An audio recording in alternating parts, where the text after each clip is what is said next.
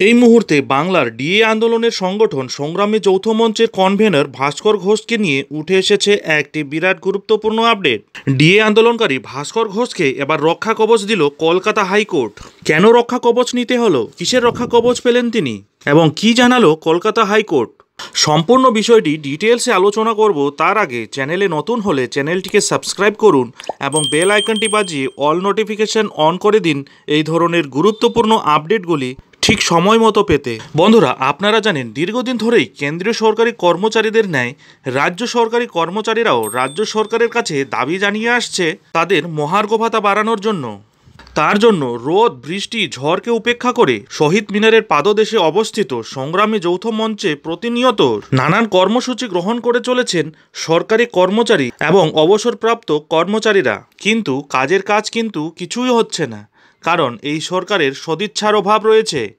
আপনারা দেখেছেন বাংলা ছাড়া দেশের বাকি রাজ্যগুলি কেন্দ্রীয় সরকারি কর্মচারীদের ন্যায় তাদের কর্মচারীদের ডিএ বাড়িয়েই চলেছেন, কিন্তু শুধুমাত্র পশ্চিমবঙ্গ এমন একটি রাজ্য যেখানে স্বয়ং মুখ্যমন্ত্রীই বলেন ডিএ বাড়ানোর বিষয়টি ঐচ্ছিক, অর্থাৎ সরকার চাইলে ডিএ বাড়াতেও পারেন আবার নাও বাড়াতে পারেন।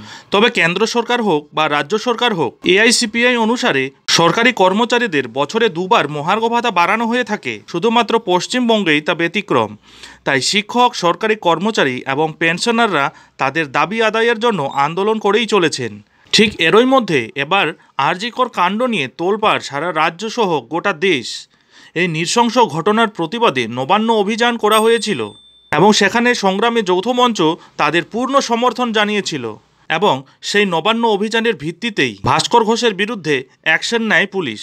তবে আপাতত নবান্ন অভিযান সংক্রান্ত 3টি এফআইআরের ভিত্তিতে তার বিরুদ্ধে কোনো পদক্ষেপ করতে পারবে না পুলিশ, এমনই সাফ জানিয়ে দিল কলকাতা হাইকোর্টের বিচারপতি।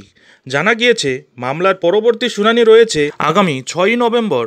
পুলিশের দাবি ছিল ভাস্কর ঘোষকে হেফাজতে নিয়ে জিজ্ঞাসাবাদের প্রয়োজন রয়েছে। আজ পুলিশের সেই দাবিতে যেন জল ঢেলে দিল কলকাতা হাইকোর্টের বিচারপতি। যাই হোক বন্ধুরা, এখন এ পর্যন্তই। এর পরবর্তী আপডেট ঠিক সময় মতো পেতে অবশ্যই চ্যানেলটিতে চোখ রাখুন।